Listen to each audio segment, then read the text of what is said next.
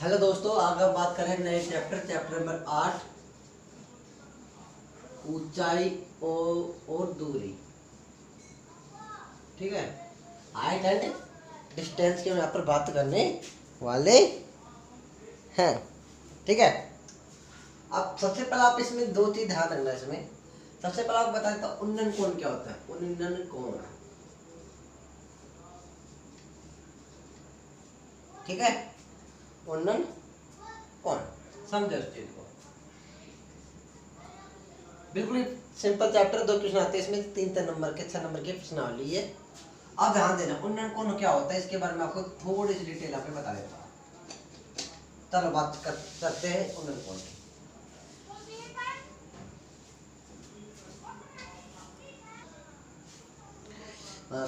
अब उन्नन कोण क्या होता है आप देखते हैं। यहाँ से मान लो कि जब आप जमीन पे खड़े हो, ठीक है, तो ये जमीन, ये आपकी क्षैतिज रेखा हो गई।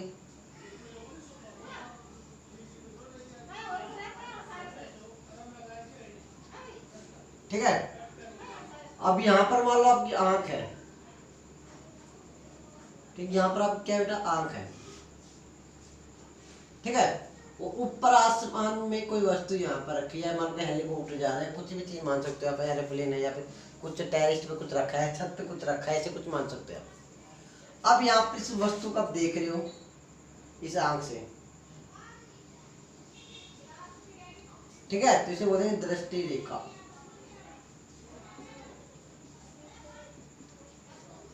क्षैतिज रेखा और दृष्टि रेखा के बीच, मतलब कहते हैं यहाँ पर आपकी वस्तु है, क्षैतिज रेखा और दृष्टि रेखा के बीच यहाँ कुछ कोण बनेगा,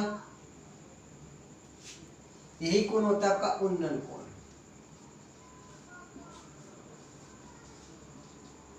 मतलब नीचे से किसी वस्तु को ऊपर जो वस्तु है ना, उसको नीचे से देखना। ठीक है, वो क्या लगा आपका उन्नन कोण। नीचे से आप किसी वस्तु को ऊपर की तरफ देख रहे हो तो वो जो कोण बनता है उसे बोलते हैं उन्नन कोण। अब बात करते हैं इसके अपोजिट अवनमन कोण की। अवनमन कोण की, ठीक है। अब मान लो कि आप छत पे हो, ये आपकी आंखें हैं, तो ये तो हो जाएगा आपकी क्षैतिज रेखा।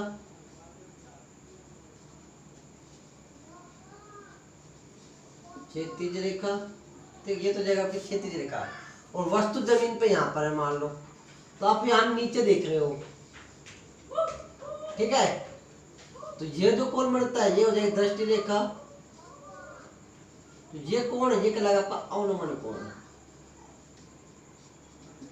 कहने का मतलब ये है कि अगर ऊपर से आप नीचे देखते हो, यहाँ पर वस्तु है, ऊपर से अगर आप नीचे देखते हो तो बनता है आपका अवनमन कोण। ठीक है, अब आप इस दोनों चीज समझ गए आप। अगर आप नीचे से ऊपर देख रहे हो तो उन्नन कोण, अगर ऊपर से नीचे देख रहे हो तो अवनमन कोण। इतना आपको ध्यान रखना। उसके बाद तीसरी बात आपको मैं क्या बताऊं, ध्यान से देखना। आपको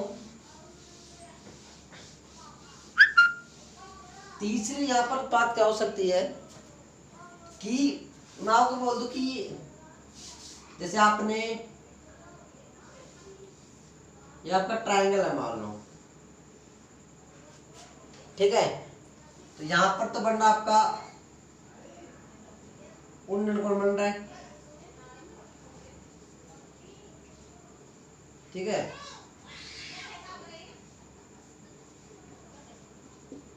यहाँ पर एक क्षैतिज रेखा है, आपके आंख यहाँ पर है, वस्तु यहाँ पर है, फर्स्ट केस। अब मान लो इसी चीज को बोल दूं कि अब आपकी यहाँ पर आपकी आंखें है। ठीक है, मान लो, तो ये तो जाएगा, इसको थोड़ा डॉट डॉट कराऊं तो ये जाएगा आपकी क्षैतिज रेखा। ठीक है, ये जाएगा आपकी क्षैतिज रेखा। ठीक है, और ये जाएगा आपका एंगल, ये जाएगा आपका एंगल, तो ये बनेगा आपका अवनमन कोण। तो मान लो आपकी आंख यहाँ पर है, तो ये होगी क्षैतिज रेखा, और वस्तु आपकी यहाँ पर है, तो ये होगा आपका वस्तु। दृष्टि रेखा। ये जो एंगल बनेगा ऊपर से आप नीचे देख रहे हो ना, जो ये एंगल बनेगा ये कौन सा बनेगा आपका अवनमन कोण बनेगा। ठीक है। अच्छा अब मुझे एक चीज बताओ, ये रेखा और ये रेखा दोनों की आपकी एक सीधी में है, आप इसे कहीं भी बढ़ाओ ये एक दूसरे को नहीं काटेगी। ठीक है। इसका मतलब ये है कि इन दोनों के जो बीच की जो डिस्टेंस है वो हमेशा क्या रहेगा इक्वल रहेगा, किसी पॉइंट पे क्या रहेगा इक्वल। ठीक है। तो इसका मतलब ये रेखा, ठीक है, अब आपको पता है कि जो ये कोण है और ये जो ये कोण है ये दोनों कोण कैसे है एकांतर कोण। एकांतर कोण क्या होते हैं, एकांतर कोण प्रॉपर्टी ध्यान रखना चाहिए जब दो रेखा समांतर हो और उनकी एक रेखा काटे। ठीक है। तो एक रेखा के इस तरफ बनने वाला कोण, एक रेखा के इस तरफ बनने वाला कोण क्या कोण कहलाता है एकांतर कोण कहलाता है। तो ये दोनों क्या होते हैं आपके एकांतर कोण, और एकांतर कोण हमेशा क्या होते हैं इक्वल होते हैं। तो कहने मतलब है कि आप जब भी अवलंबन कोण देखो तो जैसे मान लो 45 डिग्री है तो ये भी कितना होगा 45 डिग्री, क्यों होगा एकांतर कोण। और एकांतर कोण हमेशा क्या होते हैं इक्वल होते हैं। एकांतर कोण कब बनता है जब दो रेखा क्या हो समांतर हो, और समांतर कब हो उन दोनों रेखाएं जब उनके बीच की दूरी हमेशा क्या हो बराबर हो। तो हमने देखा कि इन दोनों के बीच की दूरी आप हम कहीं पर जाओ क्या मिलेगी आपको बराबर मिलेगी। ठीक है। तो अब हम क्वेश्चन की तरफ आते हैं, फिर हम आपको और चीज बताएंगे। चलो उससे पहले आपको इसमें हम और डिटेल से थोड़ा सा अगर हम इसे और बताइए आपको, तो आप इसमें ध्यान रखने वाली बात क्या है, इसमें आपको रेशो दिखेगा आपको। ठीक है। हम इसमें करने वाला क्या है कि जैसे आपको ट्रायंगल देगा कोई, जैसे आपको ट्रायंगल यहाँ दे देगा, मान लीजिए ट्रायंगल दे देता हूँ, ये 90 डिग्री का एंगल जरूर बनेगा। ठीक है। अब होगा क्या ध्यान से देखना, जैसे आपसे दे दे यहाँ पर ये आपको करेगा क्या, देखो इसमें आपसे तीन चीज पूछ सकता है, एक आपको ये पूछ सकता है, एक आपसे ये पूछ सकता है, एक आपसे ये पूछ सकता है, तीन चीज पूछेगा। तो होगा क्या कि क्वेश्चन में आपको दो चीज देगा, सॉरी एक चीज देगा आपको। जैसे मान लो कि आपको ये दे दिया और आपसे ये पूछा, इसको मान लेंगे मैं एक्स। ठीक है, या एक्स वाई जेड। कहने मतलब ये है कि एक चीज आपको क्वेश्चन में देगा और एक चीज आपको मानना पड़ेगा। ठीक है। इसमें रेशो करना पड़ेगा। जैसे मान लो यहाँ पर थीटा है मान लो, तो थीटा के सामने में से क्या होता है लंब होता है, और ये क्या हो गया आपका आधार। तो लंब और आधार की बात चल रही है, तो लंब और आधार किस में आता है आप बोलोगे tan थीटा में। लंब आधार किस में आता है tan थीटा में आता है।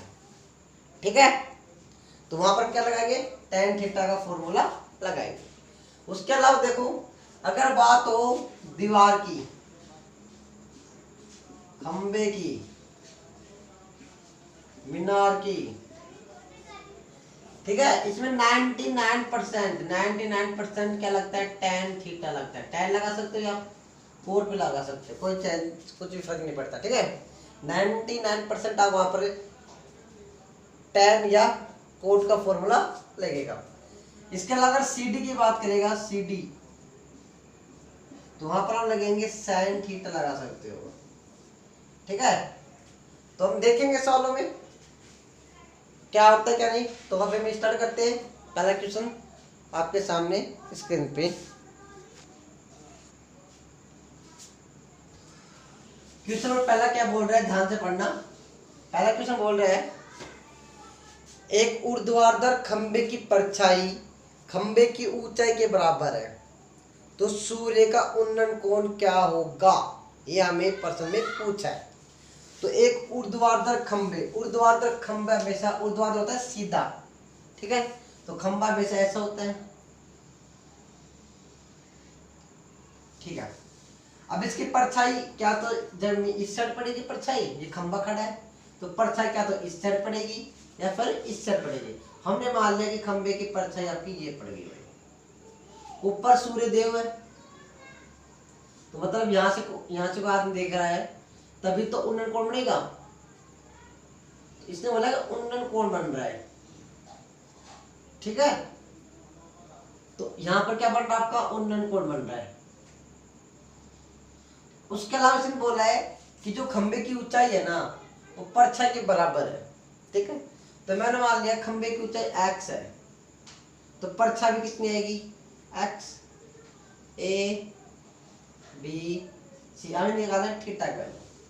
अब देखो थीटा के सामने क्या है, लंब, और ये क्या है आपके पास आधार, और लंब आधार किस में आता है, tan थीटा में आता है। अब लगा दो कि tan थीटा बराबर लंब बटे आधार, लंब कितना है आपके पास x है, आधार कितना है आपका x है, तो tan थीटा बराबर x कट गया कितने बार 1 बार, और यहाँ से हम निकाल सकते हैं tan थीटा में थीटा की वैल्यू निकालनी है तो tan को काटना पड़ेगा, तो एक किसका मान होता है, आप बोलोगे tan 45 का, और tan से tan क्या हो जाएगा कैंसिल आउट, और थीटा की वैल्यू आ जाएगी 45 डिग्री। आई होप आपको पहला सवाल समझ में आ गया होगा, बाकी सवाल करेंगे हम नेक्स्ट वीडियो में। Thank you so much.